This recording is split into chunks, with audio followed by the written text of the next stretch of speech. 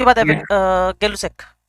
इसी में हल्का हल्का करेक्शन लगाता हूँ, चेक करना, तो इससे जल्दी समझ में भी आ जाएगा। ठीक है जी, यहाँ इन जगहों पे करेक्शन लगेंगे, बस बताया था उस दिन आपको।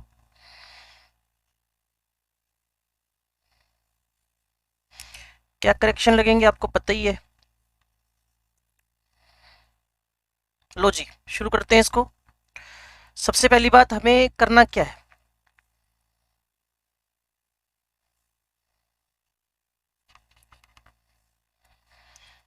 P1V1 P2V2 bye N1T1 N2T2। अब इसमें जो तुम्हें कांस्टेंट करना है कैलकुलेट के अंदर, वो करना है वॉल्यूम कांस्टेंट, मोल कांस्टेंट, वॉल्यूम कांस्टेंट, मोल कांस्टेंट। तो बचेगा क्या, P1/T1 P2/T2। यहाँ n कांस्टेंट चल ही रहा है, आपको बताया था। इसके साथ साथ में कौन कांस्टेंट चल रहा है, v कांस्टेंट चल रहा है। ठीक है जी, तो बचा क्या, P1/T1 P2/T2। क्लियर होगी बात। P directly proportional to temperature है। P इज इक्वल टू क्या बन गया भाई, KT। और आपको समझना क्या है, K की dependency units of P and T पे रहेंगी या V एंड T पे रहेंगी, नहीं पता आपको। P और T पे रहेंगी, जो कि यहाँ अपीयर हो रहा है P और T इसी के बराबर, तो K हो रहा है ना, P by T is equal to K। इन दोनों की यूनिट से ही K डिटरमाइन होएगा। इसके अलावा constant depends on constant. Constant कौन है, n। कांस्टेंट कौन है, v। चलो जी, इस जगह लिख दिया गया है क्या, vt is equal to v not,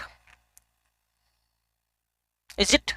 PT is equal to P naught. शुक्र है कोई तो जागा। pt is equal to P naught into T upon 273। और पी नोट आपके पास क्या है, पी नोट आपके पास प्रेशर है। कौन सा प्रेशर है जी, 0 डिग्री सेंटीग्रेड का प्रेशर है। और पीटी के बारे में सारे बच्चे जानते हैं, जो टेम्परेचर आपका इंक्रीज करेगा, जो भी नया टेम्परेचर होगा उस पे आपका प्रेशर है PT. PT is equal to P naught plus minus P naught into T upon 273। इक्का दुक्का छोटा मोटा क्वेश्चन इस पे बन सकता है। हम बात कर रहे हैं किसके बारे में, about the first Boyle's then Charles then now Gay-Lussac. Clear.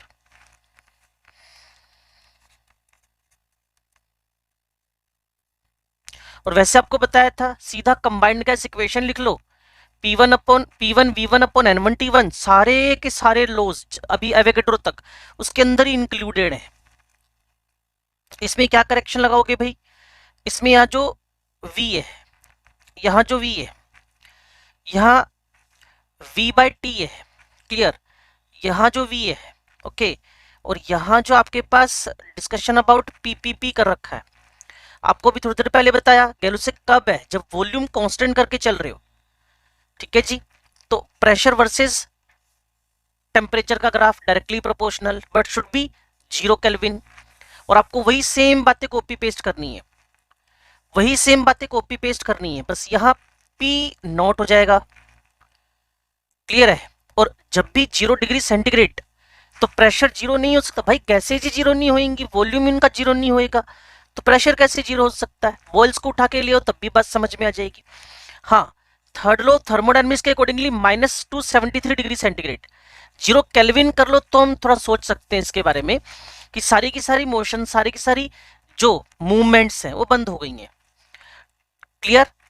P/T का P या फिर T के साथ ग्राफ प्लॉट करें तो दोनों कंपनसेट करते रहेंगे एक दूसरे को, तो क्या आ जाएगा, कांस्टेंट आ जाएगा।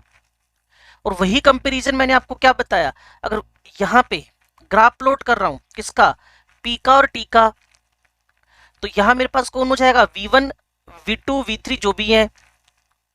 तो जब आपने टेम्परेचर कोई एक पर्टिकुलर वेरिएबल को कांस्टेंट बना दो, कांस्टेंट बना दिया, और आपको पता है P और V एक दूसरे के इनवर्स है, यहां प्रेशर ज्यादा है, तो V1 क्या हो जाएगा, कम हो जाएगा। कुल मिलाकर अगर चार्ल्स लॉ सीखा हुआ ढंग से, तो उसके बाद गैलुसेक उसकी लिटरली नकल है और कुछ नहीं है। अगर ये सारी बातें आपके दिमाग में एंटर कर गई हो, तो एक बार वापस P1/V1 upon N1T1 P2/V2 bye N2T2 की तरफ झांक के देखो। क्लियर, सारी बातें इसी के अंदर छिपी हुई हैं। सारी बातें इसी के अंदर छिपी हुई हैं। Temperature, mole constant, P1 V1 is equal to P2 T2। चलो अब कांस्टेंट करते हैं क्या जी, mole pressure constant V1 upon T1 second वाला चार्ल्स लो। चलो जी, अब इसके बाद क्या कांस्टेंट करते हैं, मोल वॉल्यूम, मोल वॉल्यूम अभी जो पढ़ा किसके बारे में बात कर रहे हो, थर्ड नंबर कौन हुआ, बॉयल्स के बाद चार्ल्स के बाद गैलुसेक। अच्छा जी, एक और इसी में constant condition of temperature and pressure, constant conditions of temperature and pressure, तो आपके पास क्या बन जाएगा, V1 upon N1 V2 bye N2। इसको तुम क्या बोलते हो बच्चे, it is Avogadro, it is Avogadro's law. ये एवोगैड्रो है, एवोगैड्रो ने क्या कहा, with the increase of number of moles volume of gas is also increases. Clear. पिछले राउंड में हमने मोल कॉन्सेप्ट किया था, पता नहीं क्या किया था, उसमें शायद तुम्हारा क्वेश्चन भी पूछा हुआ था। हाइड्रोजन गैस थी, ऑक्सीजन गैस थी, 1 लीटर के अंदर अगर n मोलिक्यूल्स हैं तो दूसरी गैस के भी 1 लीटर में कितने मोलिक्यूल्स होंगे, आंसर वही का वही आ गया। तो जब भी आप अंडर स्टैंडर्ड कंडीशंस ऑफ और similar conditions of temperature pressure की बात करोगे, similar conditions of temperature and pressure, similar conditions of temperature and pressure, similar conditions of temperature and pressure, तो किसी भी गैस के जो मोल्स हैं वो वॉल्यूम के क्या मिलेंगे, डायरेक्टली प्रोपोर्शनल। इसी को आप लोगों ने क्या बोल दिया, एवोगैड्रोस हाइपोथेसिस और एवोगैड्रोस लॉ। मोल बढ़ेंगे वॉल्यूम बढ़ेगा। अगर ये बात आपको समझ में आ गई हो तो अब थोड़ा सा काम हम किस तरह बढ़ा सकते हैं, 5वें नंबर पे, जिसको बोलोगे आप आइडियल गैस इक्वेशन, जिसको आप बोलोगे ideal gas equation. Ideal gas equation जितने भी लॉज पढ़े हैं उनको सबको मिलाकर, अब डेरिवेशन तो पेपर में आएगा नहीं, बस सीधा PV टू nRT, और आर पी प्रेशर है, V वॉल्यूम है, N मोल है, T टेम्परेचर है, R के बारे में जान लो। ये आपके पास कौन है बच्चे, गैस कांस्टेंट। क्लियर। अब मैट्रिक्स की यूनिट्स भी करती हैं मेडिकल वाले, काफी इस पे फोकस करेंगे, तो ध्यान से सुनो। जो तुम्हारे पास R है, PV by NT, R is equal to PV by NT। जो प्रेशर है, समझ और सुन पा रहे हो तो लीटर ATM में पुट कर दें प्रेशर वॉल्यूम को, लीटर बार में पुट कर दें प्रेशर वॉल्यूम को। क्लियर ना। इसके अलावा प्रेशर वॉल्यूम वर्क भी तो है, इसको जूल पुट कर दें, इसको अर्ग पुट कर दें, इसको कैलोरीज पुट कर दें। क्लियर। तो डिफरेंट टाइप की आपके पास यूनिट्स निकल आएंगे। अब NT बच गया तो वो कौन है भाई, mole inverse, kelvin inverse, mole inverse, kelvin inverse, mole inverse, kelvin inverse. ये कॉपी पेस्ट होता चला जाएगा डिनोमिनेटर में। टेम्परेचर की कोई वेरिएबल यूनिट तो है नहीं, केल्विन ही है, और N के लिए मोल है। अगर आप समझ सीख रहे हो, अब इनकी वैल्यूज भी लिख लेते हैं, 0.0821, 0.0831, 8.314, 8.314 इंटू 10⁻⁷ एंड इट इज 2। ये मेरे पास R की unit values as well as units हैं। कई बार R का नेचर पूछता है वो, तो आप बोल देते हो R का जो नेचर है, R का जो नेचर है वो वर्क डिपेंडेंट है, क्योंकि न्यूमरेटर में किसकी यूनिट आ रखी है, वर्क की। नीचे तो NOT है ही आपके पास। तो जो आप आइडियल गैस इक्वेशन के अंदर से गैस कांस्टेंट निकाल कर लाए, उसकी वैल्यूज पे क्वेश्चन बन सकते हैं, उनकी यूनिट्स पे क्वेश्चन बन सकते हैं, उनकी वैल्यूज पे क्वेश्चन बन सकते हैं, उनकी यूनिट्स पे क्वेश्चन बन सकते हैं। क्लियर ना। PV is equal to NRT का एक ऑल्टरनेट मोड भी समझ में आना चाहिए, आजकल उस पर भी क्वेश्चन बन रहे हैं।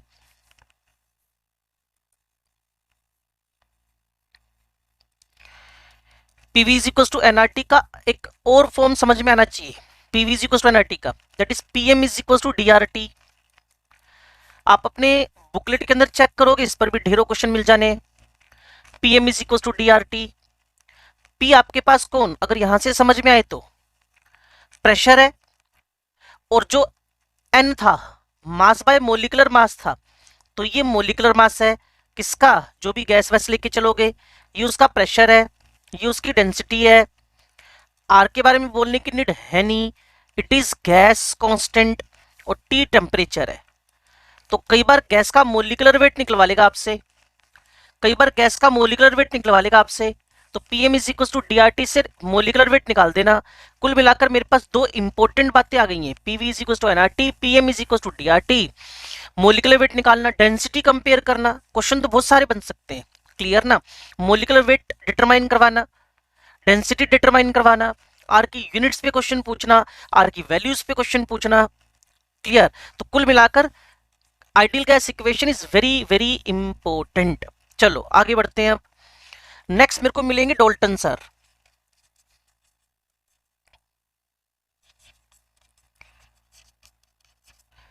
Dalton's law partial pressures, clear. Dalton sir ने क्या कहा, पहली बात गैसेस के प्रेशर के बारे में, गैसेस लेनी है, उनका मिक्सचर लेना है, पर गैसेस कैसी होनी चाहिए, एक दूसरे से रिएक्ट नहीं करनी चाहिए, नहीं तो कुछ और नया चीज बन जाएगी, फिर आप प्रेशर के बारे में बात नहीं कर रहे होगे। वो कहेगा total pressure of the gases mixture is a sum of total pressure of the gaseous mixture is a sum of partial pressures। आपको जो पिछले साल मैं समझा रहा था ये बात, तो मैंने कहा था कमरे में एक ही गैस है मान लो, तो वही उसका प्रेशर है, वही उसका पार्शियल प्रेशर, लेकिन हम पार्शियल प्रेशर टर्म यूज नहीं करते। लेकिन जब वो एक से ज्यादा गैसेज हो गई, जब वो एक से ज्यादा गैसेज हो गई, तो हमने यूज करना शुरू कर दिया किसको, पार्शियल प्रेशर टर्म्स को, पार्शियल प्रेशर टर्म्स को यूज करना शुरू कर दिया। बच्चे समझदार हैं। Partial pressure is equals to क्या, सॉल्यूशन चैप्टर भी तुमने पढ़ रखा है, वहां भी डॉल्टन का नाम आया था, मोल फ्रैक्शन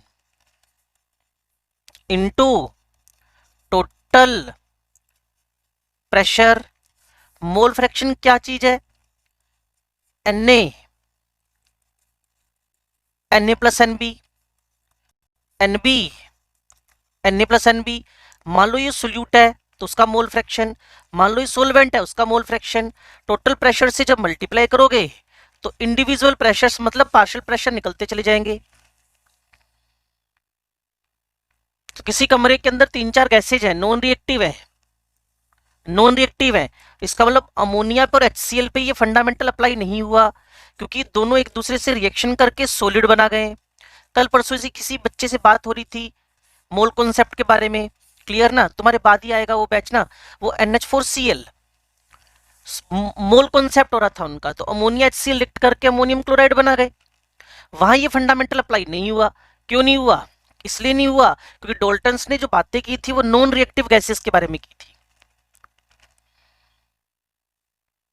इसके बाद इसके एप्लीकेशन सीख लेते हैं, वो कोई खतरनाक है नहीं, एक ही ढंग का एप्लीकेशन है, क्लियर, एक ढंग का एप्लीकेशन है, वो सारे बच्चे जानते हैं। P moist is equal to P dry moist air, P dry air plus aqueous tension, plus aqueous tension, P moist air P dry air plus aqueous tension, P moist air P dry air plus aqueous tension. और शायद आपको पता हो aqueous tension का हमने symbol रखा हुआ है ए। जब आप हमारे ही सिनॉप्सिस के क्वेश्चन सोल्व करोगे सब्जेक्टिव वाले, तो उसमें कहीं ना कहीं आपको एक्वस टेंशन के बारे में जिक्र होएगा, जिसमें आप लोग करते क्या हो, P1 V1 N1 T1 P2 V2 N2 T2। तो इसमें तो ड्राई गैस दे रखी होगी, ड्राई एयर दे रखी होगी, या मॉइस्ट, तो मॉइस्ट में से मॉइस्ट में से मॉइस्ट में से इसको सब्ट्रैक्ट कर दो, ड्राई निकल आएगा। तो P2 की जगह हम क्या पुट कर देंगे, P2 P माइनस A, वो हो जाएगा उसका ड्राई एयर का प्रेशर, ड्राई एयर का प्रेशर। तो A फॉर एक्वस टेंशन। अभी जो हमारे आसपास एयर है ना बच्चे, इसमें पानी घुला हुआ है, पानी मतलब मॉइस्चर है इसके अंदर, मॉइस्चर को हटा दें तो ड्राई एयर का प्रेशर बच जाएगा, ड्राई एयर का प्रेशर बच जाएगा। तो ड्राई एयर प्लस जो सराउंडिंग में मॉइस्चर है उन दोनों को जोड़ दें तो मॉइस्ट एयर का प्रेशर आ जाएगा। ऐसे क्वेश्चन तुम्हें प्यूरिफिकेशन में भी मिलते हैं, याद करो।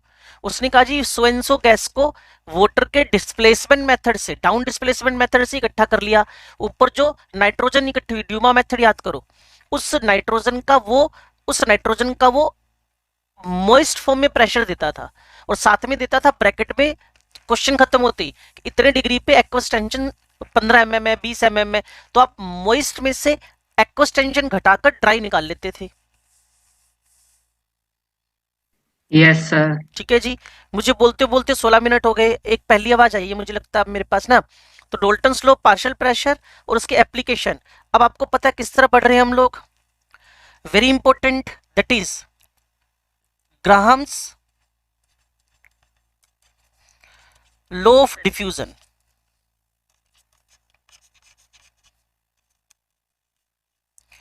ग्राहम्स लॉ ऑफ डिफ्यूजन, ध्यान से सुन लेना भाई। सबसे पहली बात, डिफ्यूजन का मतलब क्या हुआ। डिफ्यूजन का मतलब हुआ जो स्पेस अवेलेबल है उसके अंदर फैल जाना, बस सिंपल सा लिटरल मीन है इसका। और इसको अब लिखते जनरली क्या है, rate of diffusion. Rate of diffusion is equal to change in volume divided by time. और कई बार डायरेक्ट v बाई टी भी लिखी देते हैं। यूनिट इसका लिख देते हैं हम लोग मिलीलीटर पर सेकेंड, लीटर पर second, unit of the volume जिसके बारे में हम बात कर रहे हैं। ग्राहम सर ने क्या रिजल्ट निकाले, किसी भी गैस का रेट ऑफ डिफ्यूजन, इसको आर से लिख रहा हूं, किसी भी गैस का रेट ऑफ डिफ्यूजन, किसी भी गैस का रेट ऑफ डिफ्यूजन उसके मोलिकुलर वेट के रूट के इनवर्सली प्रोपोर्शनल होएगा। इसको ऐसे भी लिखा जा सकता है, molecular weight is equal to 2 into vapour density, तो वेपर डेंसिटी के रूट के बराबर होएगा। इसी को रूट के इनवर्सली प्रोपोर्शनल होएगा। R1 upon R2 molecular weight निकालने का सबसे बढ़िया तरीका है कौन, Graham's law of diffusion. R1 by R2 D2 by D1 molecular weight निकालने का बहुत बढ़िया तरीका है। मोलिकुलर वेट निकालने का ये दोनों के दोनों बहुत बढ़िया मेथड है, R1 अपॉन R2। अच्छा जी, अगर मैं, ध्यान से सुनो बच्चे, अगर मैं इसके अंदर time taken in the diffusion by the two gases same कर दूं, टाइम सेम, मोलिकुलर वेट अलग अलग होएगा तो वॉल्यूम अलग अलग डिफ्यूज होंगे। तो जैसे मैंने R1 R2 की जगह पर वॉल्यूम पुट किए तो मेरे पास फॉर्मूला कुछ ये बन गया। और अगर मेरे पास वॉल्यूम सेम डिफ्यूज हो रहे हो, टाइम अलग अलग ले रहा हो क्योंकि मोलिकुलर वेट अलग अलग है, तुम्हारी चॉइस है कि एक कंटेनर में 50 ml गैस भर के उसको डिफ्यूज करो, टाइम नोट करो, उसी में दूसरी गैस भर के फिर डिफ्यूज करो, फिर टाइम नोट करो। तो आपके पास T2 by T1 root M2 by M1। वैसे इतने लिखने की नीड नहीं पड़ती है, अगर तुम 11वीं क्लास में हो तो तुम्हें लगता है इतने सारे फॉर्मूले बन रहे हैं। मैं तो कहता हूँ एक ही फॉर्मूले का करेक्शन है, डिफरेंट डिफरेंट, क्लियर। बस एक ही लिखो ना, R1 बाय R2 सीधा V1 bye V2 into T2 bye T1, जो सिमिलर हो काट के परे मारो, एक ही फॉर्मूले से काम चलता है, एक ही फॉर्मूले से काम चलता है। R1 upon R2 is equal to root M2 by M1। और जब भी मैं इन सब के बारे में बात कर रहा हूं, आपको पता है इस टाइम पे मैंने एक चीज कांस्टेंट रखी हुई है, टेम्परेचर एंड प्रेशर में कोई चेंज मैं होने दे नहीं रहा। Under the constant conditions of temperature and pressure, अगर उस पर भी अटैक कर दें, टेम्परेचर प्रेशर पे भी अटैक कर दें, टेम्परेचर प्रेशर पे भी अटैक कर दें, क्लियर। तो मान लो इस बार आपने ना प्रेशर क्या कर दिया, कांस्टेंट, टेम्परेचर अलग अलग ले लिया, वेरिएबल है, टेम्परेचर अलग अलग है।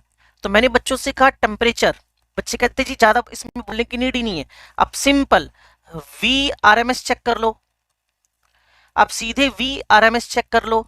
अब कौन सा 11th अकेली पड़ी हुई है, 3RT बाई M। हमें समझ में आता है कि जो रूट मीन स्क्वायर वेलोसिटी है, जो रूट मीन स्क्वायर वेलोसिटी है वो रूट टी के क्या हो रही है, डायरेक्टली प्रोपोर्शनल।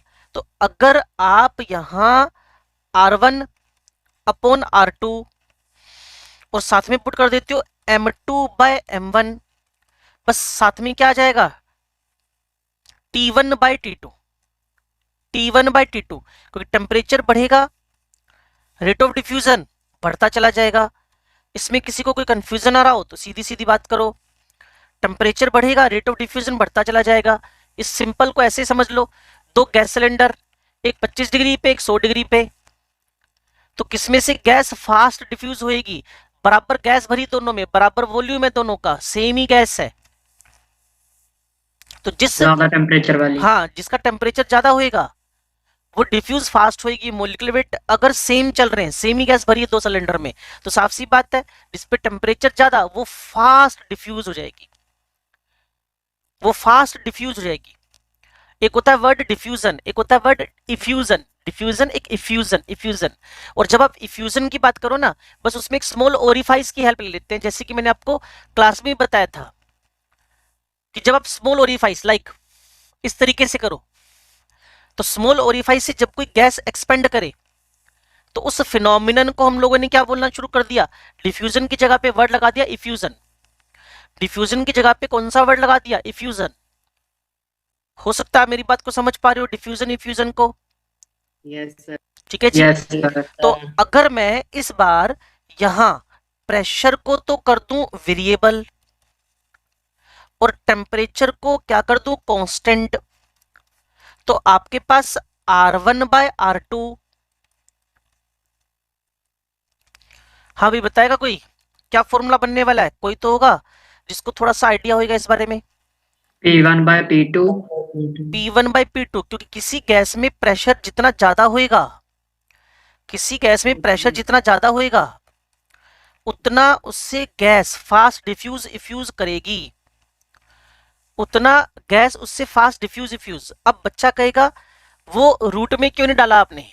तो मैंने आपको बताना है दो टाइप के प्रेशर, वैसे आगे भी सीखते ही हो आप लोग मेरे साथ में, जब हम डिविएशन फ्रॉम आइडियल बिहेवियर सीख रहे होते हैं, डेरिवेशन सीख रहे होते हैं, डिविएशन फ्रॉम आइडियल बिहेवियर सीख रहे होते हैं, जब डिविएशन फ्रॉम आइडियल बिहेवियर, तो प्रेशर की जो करेक्शन टर्म लगती है, प्रेशर की जो करेक्शन टर्म लगती है, वहां भी तुम लोग AN² / V², क्योंकि दो टाइप के प्रेशर्स हैं, इंडिविजुअल भी और वोल के साथ भी, तो इसीलिए P1/P2, जिसमें जितना प्रेशर ज्यादा है उतना उसका रेट ऑफ डिफ्यूजन क्या होएगा? ज्यादा होएगा। तो पहली बात आपको समझ में आ गई होगी कि मैं इन सारे ABCD को एक फॉर्मूला बना लूं, ये सारे सेम कांस्टेंट टेम्परेचर प्रेशर पे चल रहे थे, और उसके बाद E और इसके बाद जो मैंने लिखा है ये वाला लास्ट, इनको एक फॉर्मूला बना लूं। क्लियर ना? P1/P2 अंदर M2/M1 into T1/T2। Temperature constant तो जो रूट वाला उसको काट दो, प्रेशर कांस्टेंट तो बाहर वाला काट दो। क्लियर? इस तरीके से क्वेश्चन करते रहो। और PV is equal to NRT सब बच्चों को पता है। टेम्परेचर कांस्टेंट लिया हुआ है, ये यूनिवर्सल गैस कांस्टेंट है। क्लियर? वॉल्यूम इस जगह पे आप लोगों ने सेम सिलेंडर ले लिया, तो P और N, अगर P1/P2 को बदलोगे तो यहां N1/N2 भी लिखा जा सकता है, मोल बाय मोल Pn, तो P1/P2 की जगह पर Ny/N2 भी लिखा जा सकता है। ऐसे भी क्वेश्चन आपको मिल सकते हैं। इस पर तो दो दो क्लास से लग जाती हैं बच्चे हमारी, अगर तुम्हें याद हो तो। डिफरेंट टाइप ऑफ क्वेश्चंस इसमें मिलेंगे आपको, डिफरेंट टाइप ऑफ क्वेश्चंस। चलो इसके बाद वेरी इंपॉर्टेंट क्वेश्चन, इधर से गैस A, इधर से गैस B, इसका मोलिकुलर वेट कम है, इसका मोलिकुलर वेट ज्यादा है, दोनों गैसेस रिलीज करवाई आपने, इसका मोलिकुलर वेट कम है, इसका मोलिकुलर वेट ज्यादा है, दोनों गैसेस रिलीज कराई तो ये ज्यादा ट्रेवल करेगी।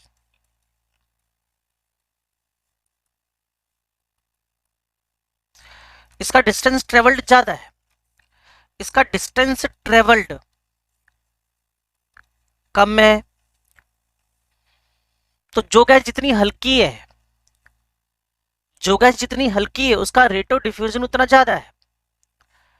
तो इस बात को अगर आप कनेक्ट करना चाहते हो तो R1/R2, रेट ऑफ डिफ्यूजन किसका ज्यादा? जिसका मोलिकुलर वेट कम है। और इसी के पैरेलल में मैंने क्या लिख दिया? L1/L2। सर फॉर्मूला उल्टा हो गया। उल्टा हो गया, बताओ फिर सीधा करो। M2 by L1 आया सर। हाँ, ये चेंज करना है बस। क्लियर, ये मेरे पास है M2/M1, क्योंकि मोलिकुलर वेट वाली बात तो वेरी स्टार्ट से ही करते आ रहे हो ना। ये इनवर्स ठीक होगी बात, लेकिन distance travelled direct, distance travelled direct, अगर जो जितना रेट ऑफ डिफ्यूजन ज्यादा है उतनी डिस्टेंस ज्यादा ट्रेवल कर गया। अब इसी को टारगेट करके हम अपने दिमाग में क्वेश्चन बना लेते हैं। ये लो जी, ये मेरे पास 300 सेंटीमीटर की एक ट्यूब है, जिसके दोनों एंड पे आपने दो गैसेस ए और बी डिस्चार्ज करवाएंगे। ए का मोलिकुलर वेट 50 है, बी का मोलिकुलर वेट 100 है। ठीक है जी। अब मुझे पता लगाना है किसी एक पर्टिकुलर डिस्टेंस पे ए और बी जब रिएक्ट करते हैं तो ए बी बनता है रेड कलर का कंपाउंड, मान लेते हैं ऐसा कुछ हो गया। क्लियर ना।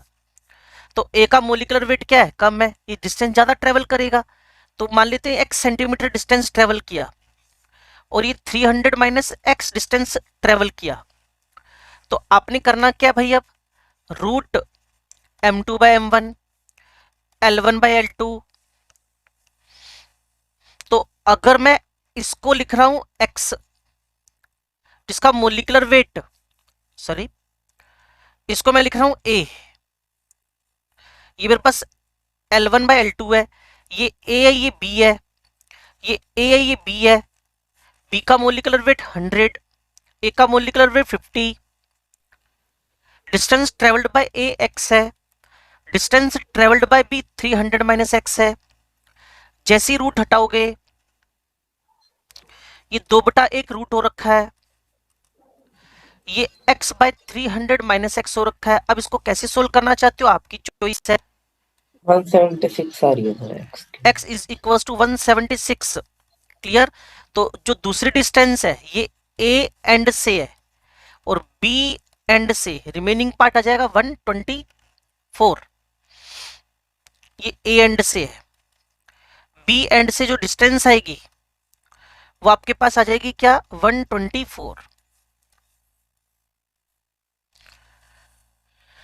डिस्टेंस ट्रेवल्ड, मोल, प्रेशर, टेम्परेचर, वेपर डेंसिटी, इन सबसे ग्राहम स्लो के अंदर के हमने ढेरों क्वेश्चन अपने दिमाग में डालने की कोशिश की है, because it is very very very important topic.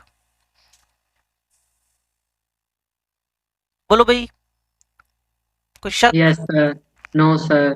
चलो, अब आपको पता है हम किस तरह मूव करेंगे, that is KTG, kinetic theory of the gases. KTG, kinetic theory of gases. अब काइनेटिक थ्योरी ऑफ गैसेस के अंदर जब हम 11th क्लास में, तो कई सारे पोस्टुलेट्स हमारे दिमाग में डाले जाते हैं काइनेटिक थ्योरी ऑफ गैसेस में। तो मैंने बच्चों को कहा था कि आप इसके अंदर ना जो गैस की प्रॉपर्टीज है बस उसको बोलते चले जाओ। तो गैस की प्रॉपर्टीज को बोलते चले जाओगे तो ध्यान से सुनो भाई, ये V गैस लिखा, ये V मॉलिक्यूल्स लिखा। अब समझ ही गए होगे मैं क्या लिखने वाला हूं। V of gas is very very very large as compare to the V of the molecules. जिस कमरे में आप बैठे हो, जिस कमरे में मैं बैठा हूं, जिस कमरे में कोई भी बैठा हुआ है, वहां गैस है, लेकिन गैस के मॉलिक्यूल्स का वॉल्यूम गैस के वॉल्यूम के कंपैरिजन में नेग्लिजिबल है। अगर आप अपने नोट्स चेक करोगे तो मैंने एक मॉलिक्यूल की रेडियस लेकर 1 मोल का 22.4 लीटर पुट करके और फिर एवोगैड्रो के बराबर मॉलिक्यूल्स का वॉल्यूम चेक किया, वो नेग्लिजिबल ही आता है। 22,400 के सामने 2.4 ml ही आता है अप्रोक्सीमेट, वो भी रैंडमली किया था हमने। तो इससे साफ पता चल रहा था गैस के मॉलिक्यूल्स का वॉल्यूम गैस के कंपैरिजन में केटीजी के अकॉर्डिंगली नेग्लिजिबल है। इसीलिए गैस को आप इजीली क्या कर पा रहे हो, कंप्रेस कर पा रहे हो। चलो जी, अब जो फोर्स ऑफ अट्रैक्शंस है, गैस के मॉलिक्यूल्स के बीच में, वो नेग्लिजिबल है। जो गैस के मॉलिक्यूल्स के बीच में फोर्सेस लगते हैं वो नेग्लिजिबल है। अब नेग्लिजिबल फोर्सेस होंगे तो फिर वही कहानी, इस गैस को आप कंप्रेस भी कर सकते हो और एक्सपेंड भी करवा सकते हो। क्लियर? गैस के मॉलिक्यूल्स के बीच में, और कभी भी गैस जो फोर्स ऑफ अट्रैक्शन नहीं होंगे तो सेटल डाउन होने का चांस भी नहीं रहेगा, जब अट्रैक्शन ही नहीं है। अब बड़ी सिंपल सी बात, ध्यान से सुनते और समझते रहो भाई। Volume of the gas molecules is very very less, force of attraction are, ये जानबूझ के दोनों मैंने इसलिए लिखे हैं क्योंकि इन दोनों को बाद में हम फॉल्टी बना देंगे। किसके अंदर? इन द वैन डर वाल इक्वेशन, रियल गैस इक्वेशन में इन दोनों को हम फॉल्टी बना देंगे। वैन डर वाल इक्वेशन में जाकर, रियल गैस इक्वेशन में जाकर इन दोनों अजम्पशंस को हम फॉल्टी बना देंगे। इतनी बात शायद आपको समझ में आ रखी हो। क्लियर? अब सिंपल सी बात, ड्यूरिंग द कोलिजन जो मॉलिक्यूल एक दूसरे से टक्कर करते हैं, ड्यूरिंग द कोलिजन्स, पहली बात वो लाइन में मोशन करते हैं, और जब लाइन में मोशन करेंगे तो दो दो जो बिफोर एंड आफ्टर कोलिजन है, अब यू मान के चले ऑल कोलिजन आर इलास्टिक, बात खत्म हो गई। अब तुम्हें यह भी बताने की नीड नहीं है कि इलास्टिक का मतलब क्या है। Before and after, before and after kinetic energy and momentum both are conserved.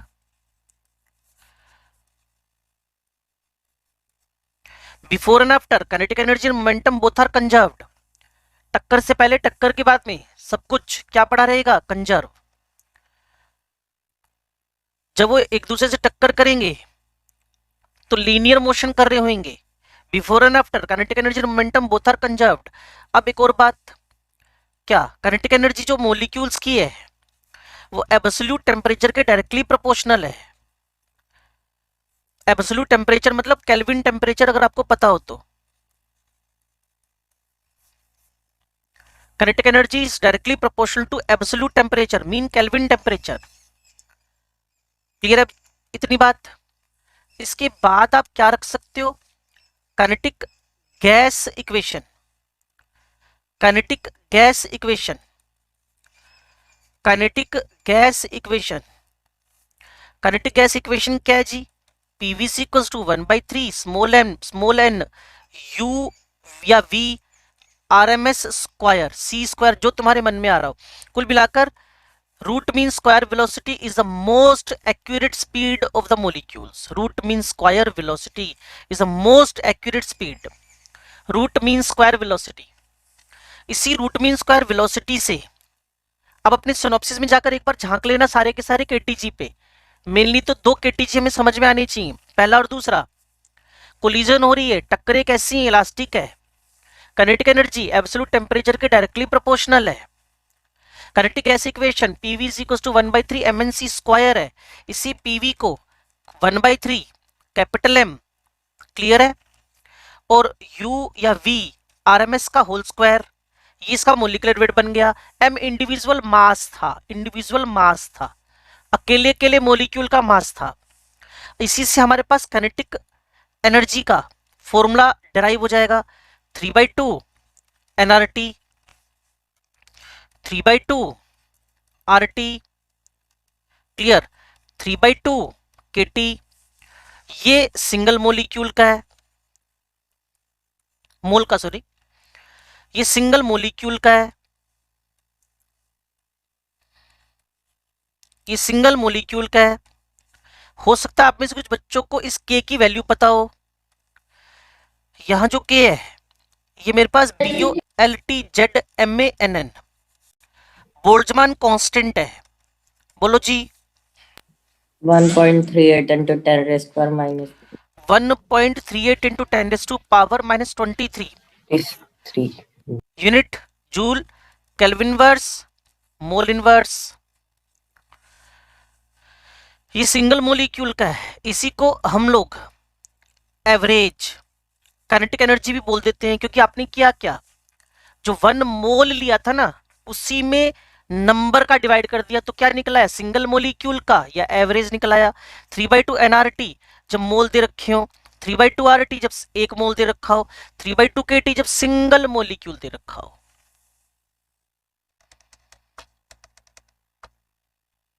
बोलो भाई, Yes, sir.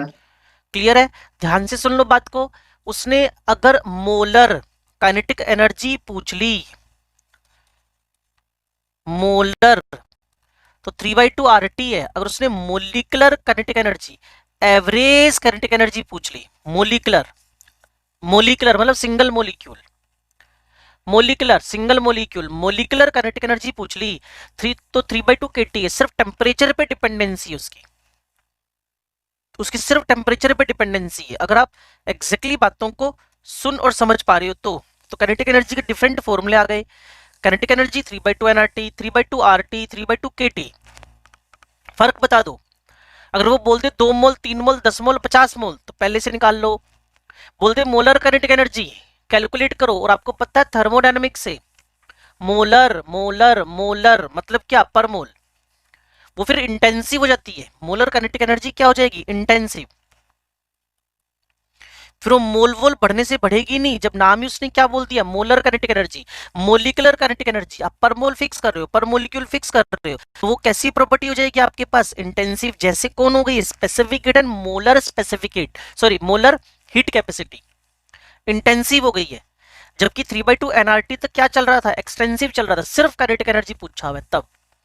और कई बार तो आपके आरपी असाइनमेंट बुकलेट और डिफरेंट बुक्स में पूछा जाता है ट्रांजिशनल काइनेटिक एनर्जी, तो इसी की बात हो रही है, हाफ mv² की, रोटेशनल की, ओसिलेशन टाइप की काइनेटिक एनर्जी की बात नहीं हो रही, वाइब्रेशनल काइनेटिक एनर्जी की बात नहीं हो रही। ओनली एंड ओनली जो मूवमेंट ऑफ मोलिक्यूल है, लीनियर, उस ट्रांजिशनल काइनेटिक एनर्जी की बात हो रही है।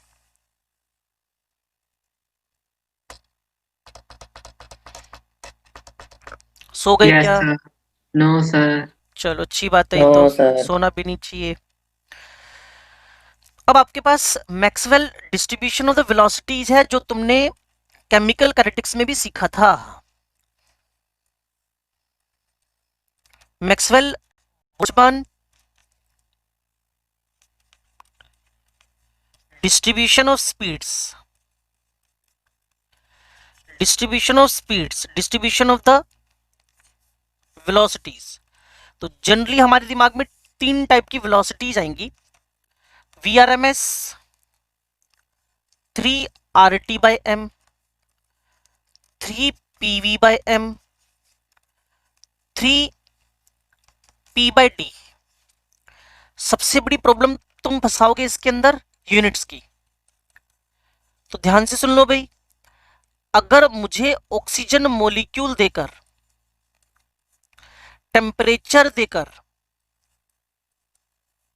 300 केल्विन मान लेते हैं, VRMS मांग रहा है मेरे से, तो जो जो डेटा मैंने इसमें सेट करना है, 3, 8.314, 300/32, इज इट? सर केजी में नहीं लेंगे? हाँ वही पूछ रहा हूँ, इज इट बोला ना, इज इट? क्या करना है मुझे बताओ। मॉलिक्यूलर मास केजी में लेंगे। मोलिकुलर मास केजी में लेंगे, तो इससे जो तुम्हारा आंसर है वो मीटर पर सेकंड में निकल आएगा। बस यही चीज तुम्हें समझानी थी, इसीलिए आपको यहाँ अवेयर किया गया है, ताकि आप पेपर करते हुए ये वाली गलतियां ना करो, ब्लंडर ना करो। Yes, sir. ठीक है Yes, जी। sir. अब इसी VRMS को हम कई बार ऐसे भी लिख देते हैं, V1/V2, V1 + V2 + V3 and VN/N, इसका स्क्वायर स्क्वायर स्क्वायर स्क्वायर और Under उसी का root. Root, root mean square velocity. और इसी पर बेस्ड तुम्हारी आरपीएस में क्वेश्चन भी था। उसके बाद है V average, V average √8RT/πm, इसी को 8PV/πm, इसी को 8P/πd।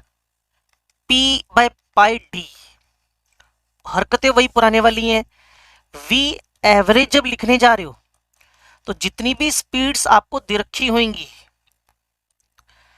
जितनी भी स्पीड्स आपको दे रखी होंगी, बस उसमें नंबर ऑफ मोल्स का डिवाइड कर देना।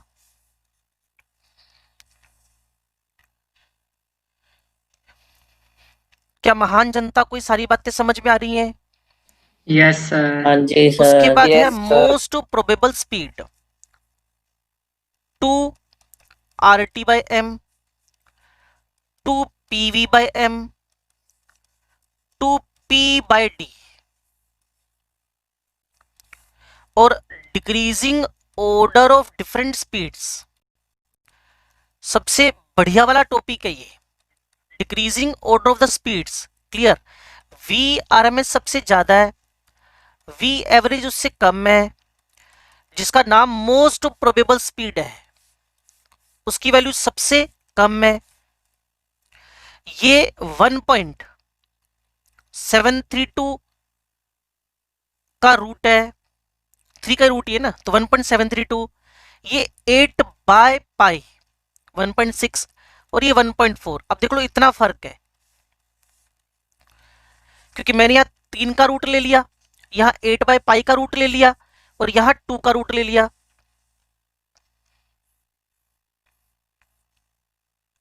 Yes, sir. ठीक है ना? अब कई बार इस पे इफेक्ट ऑफ टेम्परेचर पूछता है, इफेक्ट ऑफ टेम्परेचर पूछता है कई बार आपसे, इफेक्ट ऑफ टेम्परेचर आपसे डिस्कस करेगा। तो इफेक्ट टेम्परेचर की जितनी भी स्पीड्स हैं, all speeds are directly proportional to the root T. सारी की सारी स्पीड्स रूट टी के डायरेक्टली प्रोपोर्शनल है। लेकिन अब हमें एक बात और समझनी है कि जब भी मैं टेम्परेचर बढ़ाऊंगा तो fraction of molecules which possesses the MPS, वो क्या करेगा? डिक्रीज। क्योंकि आपको तब भी बताया था, आज फिर बता रहा हूं कि जब भी आप टेम्परेचर बढ़ाते हो, अभी ग्राफ बना रहा हूं, जब भी आप टेम्परेचर बढ़ाओगे तो वो फ्रैक्शन घट जाएगा। कौन सा वाला? मोस्ट प्रोबेबल वेलोसिटीज का, मोस्ट प्रोबेबल वेलोसिटी, क्योंकि वो शिफ्ट हो गई है किसके अंदर? In the higher speeds.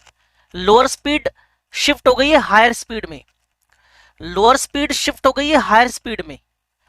Check करने के लिए आगे चलो भाई।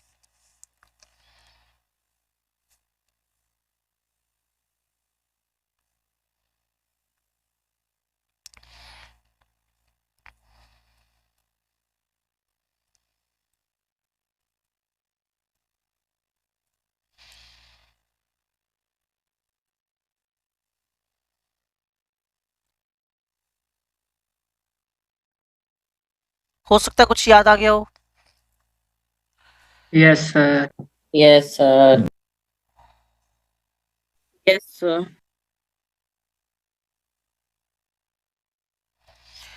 और ये भी पता चल गया हो कि ये जो मैं लिखने जा रहा हूं ये कौन कौन है। क्लियर? सबसे हाई लेवल पे वीआरएमएस है, इवन इसको भी मार्क करना आता है कई बार पेपर में। और ये मेरे पास वी एवरेज है, और ये मेरे पास मैक्सिमम मोलिक्यूल की स्पीड है, रूट मीन स्क्वायर वेलोसिटी से पीछे, वी एवरेज से पीछे एमपीएस, और मैक्सिमम मोलिक्यूल्स की स्पीड जो है उसको बोलते हैं मोस्ट प्रोबेबल स्पीड। अब इसमें मैंने पता है क्या किया? टेम्परेचर बढ़ा दिया। ये T1 की कहानी थी, अब मैं टेम्परेचर इंक्रीज कर रहा हूं। टेम्परेचर इंक्रीज करने से स्पीड्स बढ़ गई, बढ़नी थी। और इस ये जो एरिया है, एरिया में कोई चेंज नहीं आएगा। एरिया थोड़ी, यार मोलिक्यूल्स का नंबर थोड़ी चेंज हो जाएगा भाई, मोलिक्यूल्स का नंबर थोड़ी बदल जाएगा। जब मोलिक्यूल्स का नंबर नहीं बदलेगा तो एक पर्टिकुलर फ्रैक्शन को जब हम स्टडी करेंगे, एक पर्टिकुलर फ्रैक्शन को जब हम स्टडी करेंगे, एक पर्टिकुलर फ्रैक्शन को जब हम स्टडी करेंगे, अगर आपको याद आ रहा हो तो ये चीजें हमने 12वीं क्लास के केमिकल काइनेटिक्स की कोलिजन थ्योरी में भी की थी। मैंने कहा था अगर मैं 10 डिग्री टेम्परेचर बढ़ा देता हूं तो इस शेडेड एरिया से दूसरा जो, इसको अगर आप मेंशन करना चाहते हो, ये ए बी सी डी, ये ए बी पी क्यू, तो ए बी सी डी से जो ए बी पी क्यू है वो अप्रोक्स डबल हो गया था। तो ये बातें 12वीं क्लास से जुड़ गई। समझाना क्या चाहते हो? यहां तो मुझे सिर्फ इतना समझाना था, ये वैसे टारगेट था ही नहीं आपका, ये तो वैसे ही समेट दिया बीच में। जब भी आप टेम्परेचर बढ़ाते हो तो पीक गिर गया, पीक गिर गया मतलब मोस्ट प्रोबेबल स्पीड के कुछ मॉलिक्यूल्स शिफ्ट कर गए किसके अंदर? In the VRMS, in the VRMS as well as V average, तो उनका नंबर घट गया. So what is the effect on the fraction of molecules which possess the MPS of the increasing temperature? Your answer should be decreases. वो fraction घटेगा और नए area में shift कर जाएगा. क्लियर? ऐसे मैंने बच्चों को अगर एक और ग्राफ बना के देना हो,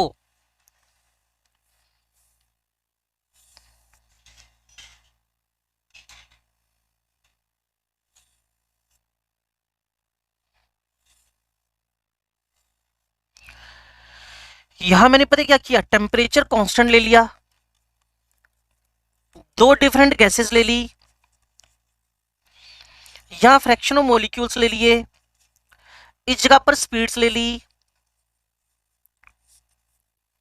ठीक है भाई? तो कोई बता पाएगा ये मोलिकुलर वेट अलग है, ये मोलिकुलर वेट अलग है, कौन ज्यादा है कौन कम है? M2 हाँ जी, M2 ज्यादा है सर. क्योंकि आपको पता है जितनी भी स्पीड्स है वो inverse of the molecular weight है, mass और inverse of the molecular weight है, तो स्पीड ज्यादा कौन सी है? बाद वाली. M2 वाले. ये स्पीड ज्यादा है, और जो स्पीड ज्यादा होगी उसकी वेलोसिटी, जो स्पीड ज्यादा होगी उसका मोलिकुलर वेट क्या होएगा? कम होएगा. तो M2 Yes, कम हुआ sir. कि ज्यादा हुआ? कम हुआ. आप लोग क्या बोल रहे थे? बोला ही नहीं सर. नहीं, मेरे को ऐसी भूतिया आवाजें सुनाई दे रही थी, बच्चे बोल तो रहे थे अभी. चलो, जो भी आप समझ गए क्या कहना चाहता हूं. और यहाँ दो Yes, टेम्परेचर sir. है, T1 T2. T2 greater than T1 है. टेम्परेचर बढ़ाया, सारी की सारी स्पीड्स बढ़ गई, but fraction of molecules which possesses the MPS वो डिक्रीज कर गए हैं. क्लियर है? ये स्पीड्स का डिस्कशन हुआ, किनेटिक एनर्जी के फॉर्मूले का डिस्कशन हुआ, केटीजी के मेन अजम्पशंस का डिस्कशन हुआ. अब हम बढ़ने जा रहे हैं किस तरफ? Deviation from ideal behaviour.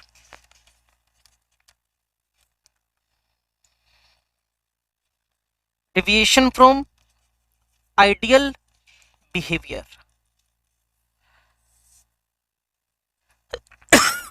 Deviation from ideal behaviour, ध्यान से सुनो भाई. पहली बात, सबको पता है पीवी वर्सेस पी का क्या ग्राफ बनेगा. उसके बाद अगर मैं यही पीवी वर्सेस पी के ग्राफ को प्लॉट करूं, पीवी वर्सेस पी के ग्राफ को प्लॉट करूं, किसके लिए? For hydrogen helium. ये थोड़ी सी बदमाश निकली गैसेस. जैसे जैसे आप प्रेशर बढ़ाते चले गए, जैसे जैसे आप प्रेशर बढ़ाते चले गए, ये अपने ओरिजिनल वॉल्यूम के कंपैरिजन में ज्यादा वॉल्यूम शो करना शुरू कर गई, मतलब आइडियलिटी से डिस्टर्ब हो गई. मैं अभी इन चीजों को और एक्सप्लोर करूंगा, मुझे पता है किसको समझाना कैसे है. आपकी कॉपीज में वही तरीका लिखा हुआ है. क्लियर? रिमेनिंग ऑल गैसेस, इसके अलावा सारी गैसेस को जब मैं लेके चला तो पहले तो उनका वॉल्यूम गिरा गिरा गिरा, फिर बढ़ना शुरू कर गया. वो डिपेंड करता है किस गैस के अंदर कितने इंटरमोलिकुलर फोर्सेस स्ट्रॉन्ग है. तो यू समझो कि अगर आइडियल है तो P1 V1 is equal to क्या है? P2 V2. Expected is equal to real. ये expected is equal to real है. यहां जो तुम वैल्यू चाहते हो प्रेशर बढ़ाते ही, ये प्रेशर है 1 atm, ये प्रेशर है 2 atm. मान लो पहले का वॉल्यूम था 1 लीटर, तो बाद वाला हो गया आधा लीटर बस. तो इसका मतलब P1 V1 is equal to P2 V2 है. लेकिन हाइड्रोजन और हीलियम के बीच में रिपल्सिव फोर्सेस डोमिनेट करते हैं. बच्चों को समझना है पीरियोडिक टेबल से, क्योंकि जितना स्मॉल साइज है, और मैं कहता हूं हमारी केमिस्ट्री में साइज स्मॉल है क्यों? अब कोई ऐसा तो नहीं कोई जीन इसका बदल गया होगा जिससे इसका साइज स्मॉल रह गया होगा, क्योंकि बोटनी थोड़ी पढ़ रहे हो बच्चे, जेनेटिक्स. क्लियर? हम तो कह रहे हैं हाइड्रोजन हीलियम स्मॉल क्यों हुए? हाइड्रोजन हीलियम इसलिए स्मॉल हुए क्योंकि ईएनसी ज्यादा है, और जब ईएनसी ज्यादा है तो इनके बीच रिपल्शन ज्यादा है. तो जैसे ही आपने 1 atm को बढ़ाकर 2 atm किया, तो मेरे भाई 1 लीटर की जगह पर, 1 लीटर जब आधा लीटर होना था उसकी जगह 600 ml यानी 0.6 एक रैंडम वैल्यू लिख दिए जानबूझकर, ताकि आप समझ पाओ कि रिपल्सिव फोर्सेस उनको कंप्रेस होने देते ही नहीं है. रिपल्सिव फोर्सेस उनको कंप्रेसिबिलिटी नहीं दे पाते हैं. और जैसे ही मैंने यहां P1 V1 P2 V2 again किया तो बराबर तो नहीं होएगा, लेकिन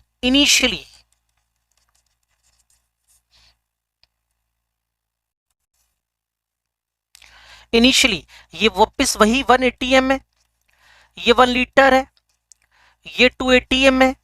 तो इनिशियली शुरू में ये जो वॉल्यूम की वैल्यू है, ये आपके पास 400 ml 300 ml 200 ml less then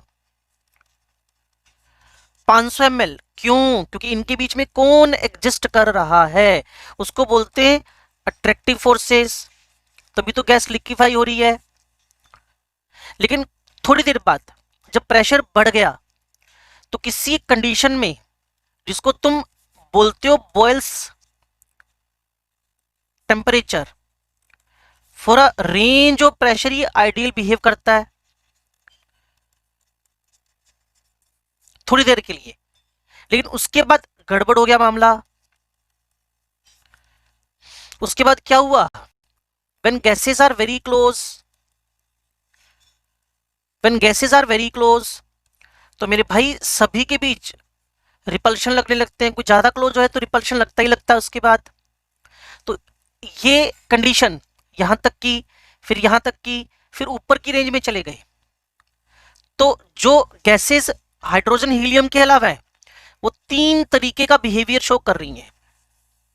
low pressure और वेरी हाई प्रेशर की रेंज पकड़ लो।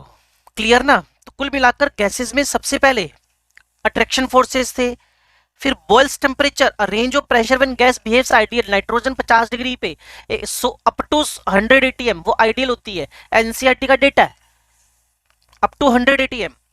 और P1 V1 less than P2 V2, gas very close हो गई, अगेन रिपल्सिव फोर्सेस लग गए। और इसी को अगर समझाना हो, इसी को सेम समझाना हो तो समझाने का तरीका हमारे पास जेड बन गया, PV real upon PV ideal. अगर इसकी वैल्यू 1 आ गई तो ये भाई साहब आइडियल है, इसकी वैल्यू लेस देन 1 आ गई, इसकी वैल्यू लेस देन 1 आ गई, चलो सेकंड नंबर ही कर लेते हैं पहले, इसकी वैल्यू ग्रेटर देन 1 आ गई, यानी रियल गैस का जो वॉल्यूम है वो ज्यादा आ रहा है, तो वो हाइड्रोजन हीलियम की हालत है, ऑलवेज रिपल्सिव फोर्सेज है जेड की वैल्यू। और जेड की वैल्यू अगर कम आ गई तो remaining all gases under moderate pressure है।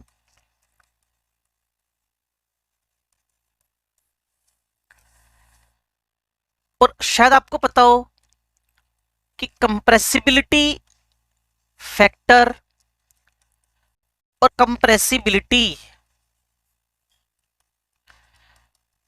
एक दूसरे के इनवर्स वर्किंग है।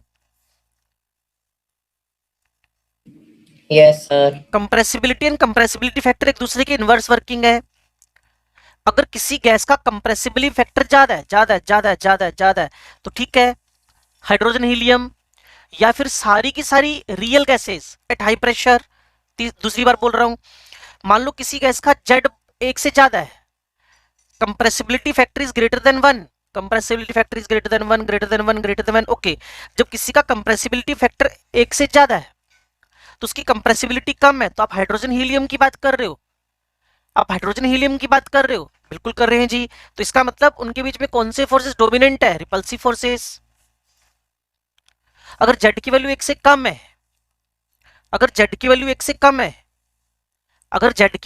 कम है, तो साफ सी बात है कि अट्रैक्शन फोर्सेस डोमिनेट कर रहे हैं। लेकिन कहीं ना कहीं हाइड्रोजन हीलियम ऑलवेज बदमाश है, क्योंकि वो तो छोटी हैं, उनका रिपल्सिव फोर्सेस ऑलवेज डोमिनेट ही करेंगे। लेकिन अगर इसकी जगह पे मैं कोई और गैस ले लूं हाइड्रोजन हीलियम के अलावा, तो वो 3 टाइप के बिहेवियर शो कर सकती है। उसमें मैंने आपको बॉयल्स टेम्परेचर की डेफिनेशन भी दी, उसमें मैंने आपको लो प्रेशर रेंज भी दी, उसमें मैंने आपको वेरी हाई प्रेशर रेंज भी दी है।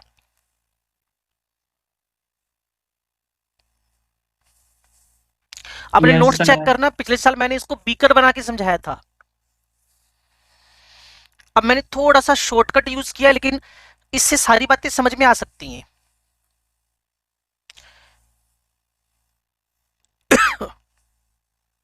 Yes, sir.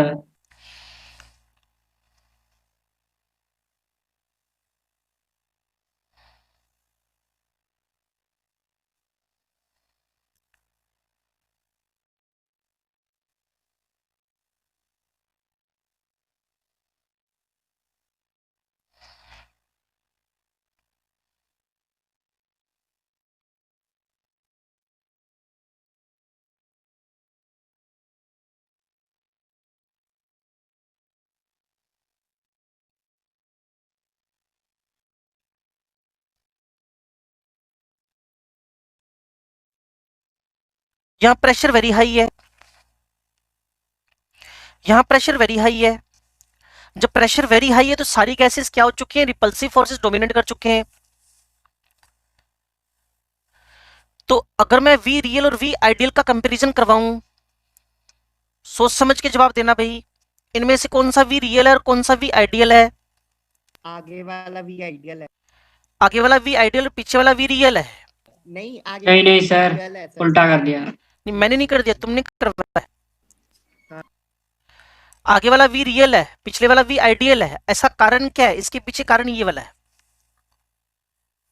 जिसको भी मैंने स्पेशली मार्क किया है। जब प्रेशर वेरी हाई होएगा तो किसी भी गैस के बीच में कौन से फोर्सेस डोमिनेट कर जाएंगे बच्चे, repulsive forces. Repulsive forces dominate कर जाएंगे,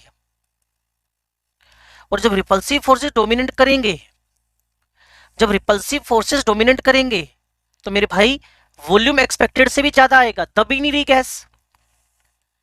और एक ऐसा मोमेंट आएगा जब बॉयल्स फॉलो होकर गैस आइडियल बिहेव करेगी under a appreciable range of pressure, that is known as a Boyle's temperature for nitrogen at 50 degree centigrade up to 100 atm, gas behaves ideal.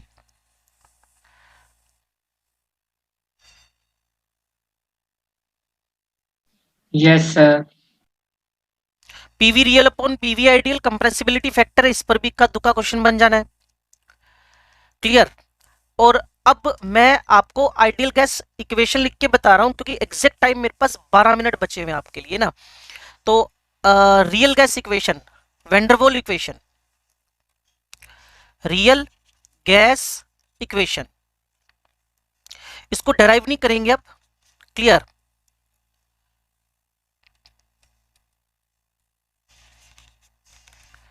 इसको डेराइव नहीं करेंगे, सीधा लिखेंगे। इसी का दूसरा नाम वेंडरवॉल्स इक्वेशन है। शुरू करें जी। Yes sir. P plus A N square upon V square, V minus N B is equal to NRT. ये मेरे पास रियल गैस इक्वेशन है जब दो फॉल्टी अजम्पशंस को करेक्ट किया गया। जब फॉल्टी अजम्पशंस को करेक्ट किया गया, ये करेक्शन टर्म इन प्रेशर है, ये भी पेपर में पूछा जा चुका है। ये correction term in the volume है। अगर n बराबर 1 हो जाए तो P plus A upon V square और V माइनस बी, ये आर टी लग जाना है।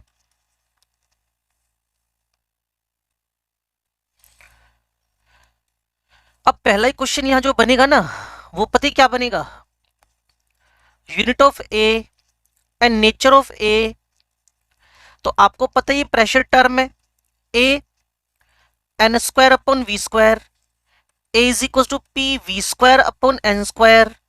अब जैसा जिसका मन करे वो प्रेशर की यूनिट लिख दो। प्रेशर की यूनिट अगर आप एटीएम लिखते हो तो ये लीटर स्क्वायर हो जाएगा, मोल इनवर्स स्क्वायर हो जाएगा यूनिट ऑफ ए। कोई लीटर वीटर लिखने के मूड में होए तो यहाँ न्यूटन लिखेगा वो, इंटू मीटर स्क्वायर लिखेगा। Pressure is equal to Newton into metre होता है क्या, हे भगवान। Newton by metre. हाँ, न्यूटन बाय मीटर। ये मोल का स्क्वायर, ये मीटर क्यूब का भी स्क्वायर, तो बन जाएगा Newton metre power 4 mole inverse two. और आपको पता होना चाहिए जो ए है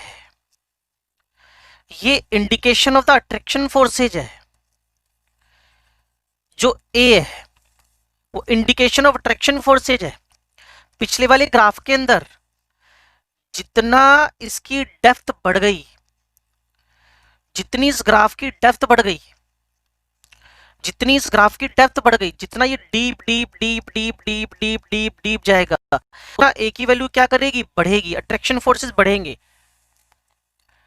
वॉल्यूम का कॉन्ट्रैक्शन ज्यादा होएगा। और वॉल्यूम का कॉन्ट्रैक्शन ज्यादा कब होता है, वॉल्यूम का कॉन्ट्रैक्शन ज्यादा कब होता है, वॉल्यूम का कॉन्ट्रैक्शन तब ज्यादा होता है जब, वॉल्यूम का कॉन्ट्रैक्शन ज्यादा तब होता है जब आपके पास अट्रैक्शन फोर्सेस बहुत खतरनाक हो, हाई लेवल पे हो। Yes sir.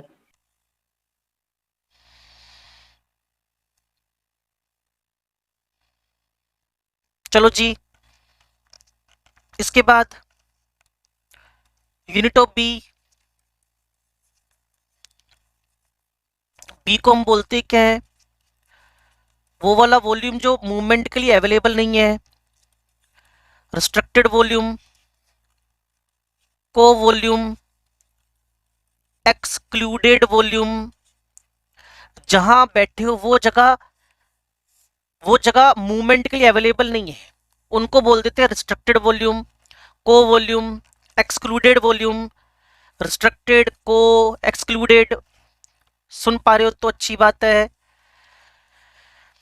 ये मोलिकुलर वॉल्यूम का 4 टाइम्स है, अपना नोट्स चेक करना, इसका डेरिवेशन करवा रखा है। मोलिकुलर वॉल्यूम का 4 गुना होता है ये, जितना मोलिक्यूल का वॉल्यूम है उससे 4 गुना होएगा। कौन? बी का वैल्यू। इसकी यूनिट चेक करनी थी हम लोगों ने। मैंने क्या बोला, ये करेक्शन टर्म है, ये करेक्शन टर्म है, तो b बराबर v बाय एन हो गया।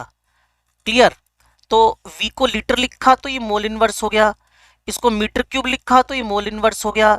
जो आप चाहते हो वो लिख डालो, कोई फर्क नहीं पड़ता उससे। लेकिन b जो है, b, इसको रिस्ट्रिक्टेड वॉल्यूम, को वॉल्यूम, एक्सक्लूडेड वॉल्यूम बोलते हैं। अब एक छोटी सी बात और कर दूं, जिसके बाद हम एक कंफर्ट जोन में एंटर कर जाएंगे। p plus a upon V square, v minus b is equal to R T. इसको under different conditions of pressure,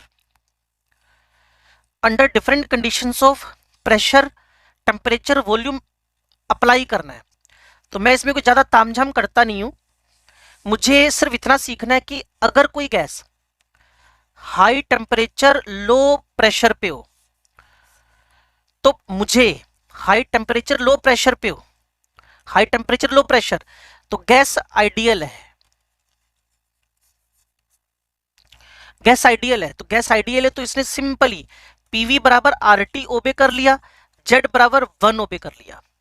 और अगर इसमें प्रेशर को मॉडरेट रेंज में लेकर आ जाओ, मतलब आप किस एरिया में एंट्री कर गए हो, जेड वर्सेस पी के इस एरिया में एंट्री कर गए हो, ये वाले एरिया में, अगर आप समझ पा रहे हो, this area,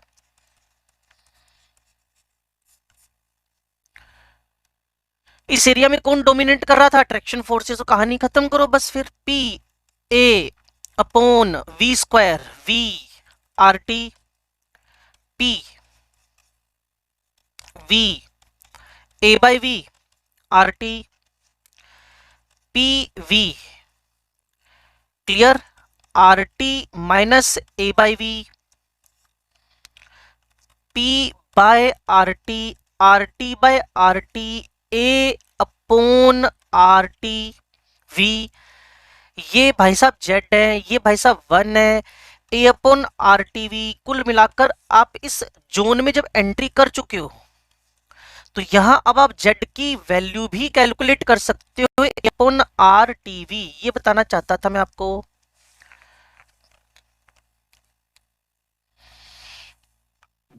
Yes, sir. Yes, और sir. जब आप इस एरिया को छोड़कर थोड़ा सा अपर एरिया में मूव करते हो, उलझाने की बात कुछ भी हो सकती है, सुलझाने की बात बोर्ड पे लिखी जा चुकी है।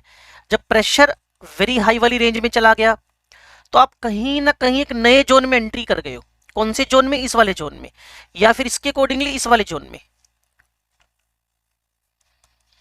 इस एरिया में आ गए हो आप, या इस एरिया में आ गए हो आप। इस एरिया में जाकर ए भाई साहब गए, अट्रैक्शन फोर्सेस कहां से होंगे यार? जब नहीं होंगे तो सिंपल सी बात है, पी, अगर सुन पा रहे हो तो क्लियर ना। यहां मेरे पास पीवी, ये भी जो था ना, पी अकेला बच गया, ये वी माइनस बी हो गया, ये आर टी हो गया, पीवी माइनस पीबी हो गया, आर टी हो गया, PV is equal to R T plus PB हो गया। डिवाइड किया आर टी का, क्यों कर रहे हो? जेड निकालना है।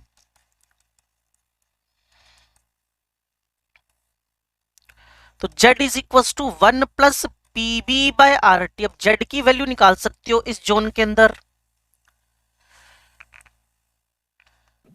Yes, sir.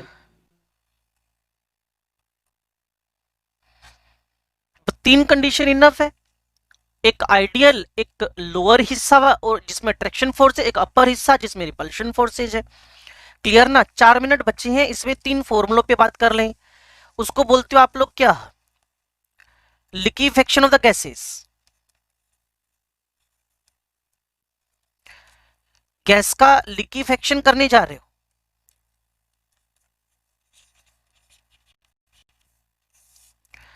गैस को लिक्विफाई कर रहे हो, तो सबसे इंपॉर्टेंट कंडीशन, हाई प्रेशर लगा दो, लो टेम्परेचर लगा दो, मतलब कूलिंग करवा दो।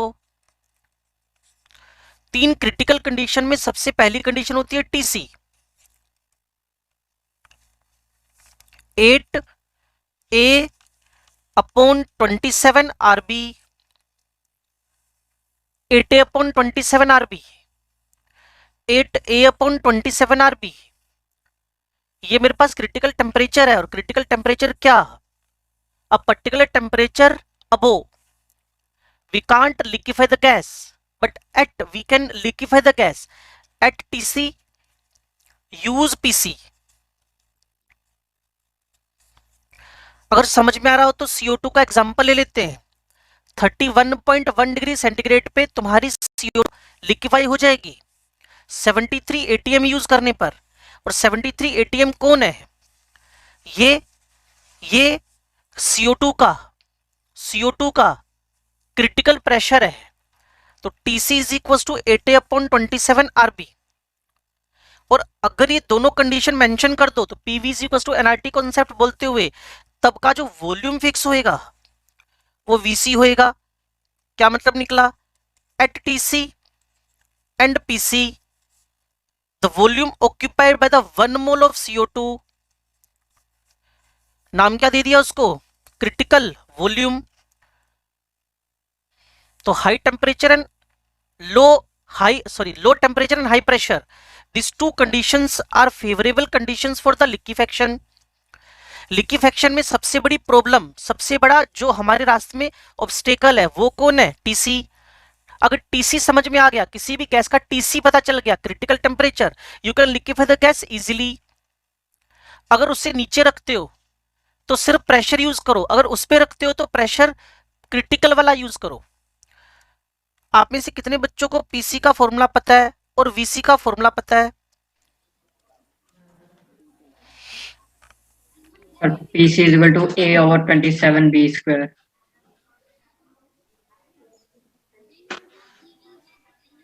ठीक है जी। सर A, हाँ जी, सर A कहाँ पे? ऊपर सर। श्योर है?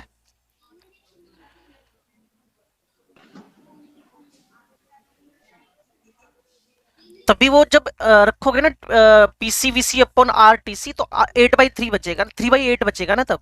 ठीक है, तो भाई टाइम ओवर होने वाला है, मुश्किल से 30 सेकंड बचे हुए हैं। तो कंडीशंस लगाकर और इसके पीछे जो डेविएशन में मैंने आपको बताया वो सारा एक बार रिवाइज करके, ये ग्राफ्स प्रॉपरली चेक करके, कौन से जोन में क्या फॉर्मूला एप्लीकेबल हो रहा है, ए और बी की यूनिट को टारगेट करके। बी मोलिकुलर वॉल्यूम का 3 गुना होता है, 3 गुना 4 गुना 4 गुना होता है। क्लियर ना? TC is equal to 8A upon 27 RB। Critical temperature पे जब कोई 1 मोल गैस का क्रिटिकल प्रेशर को यूज करते वॉल्यूम ऑक्यूपाई करता है उसको आप VC बोल देते हो। कई बार आपसे वो पूछता है PCVC अपॉन RTC, तो PC की वैल्यू पुट करना, VC की वैल्यू पुट करना, R अपनी जगह टिका रहने देना, TC, और फिर आपसे इसकी वैल्यू पूछ लेता है। लेकिन वो कोई बहुत बड़ा टास्क नहीं, फॉर्मूले का यूज करना ही सिखाता है वो वहां पे। Yes sir. ठीक है भाई? Yes sir. अब कोई कंफ्यूजन हो तो देख लो। फिर इसके बाद हल्का सा एंड्रयूज को जब आप पढ़ लोगे ना, एंड्रयूज कर्व्स को, वैसे मैंने 100% ही कंप्लीट कर दिया चैप्टर, मुझे लगता नहीं मैंने कुछ छोड़ा इसके अंदर। जब एंड्रयूज पढ़ोगे ना तो लिटरली वो तुम्हें इसी TC VC PC के बारे में बता रहा होगा। क्लियर? बस वो बताता है कि एक पर्टिकुलर रेंज में जाकर क्लियर। आप मान लो टेम्परेचर 31.1 है, उससे ऊपर चले गए, गैस लिक्विफाई नहीं हो रही, लेकिन सडन नीचे की तरफ आओगे, सडन सडन, तो वो कंडीशन आपके पास वापस टीसी से नीचे आ गई, you can liquefy the gas. बस एक बार एंड्रयूज कर्व्स को थोड़ा सा रीड कर लेना, कोई ऑब्जेक्शनेबल हो उस 11-12 पॉइंट के अंदर तो मेरे से बात कर लेना। Yes. ठीक है जी। Yes sir. 15 को टेस्ट है तुम्हारा? नहीं सर 14 को। 14 को है सर। 14 को है क्या? चलो अच्छी बात है, मिलते हैं भाई फिर।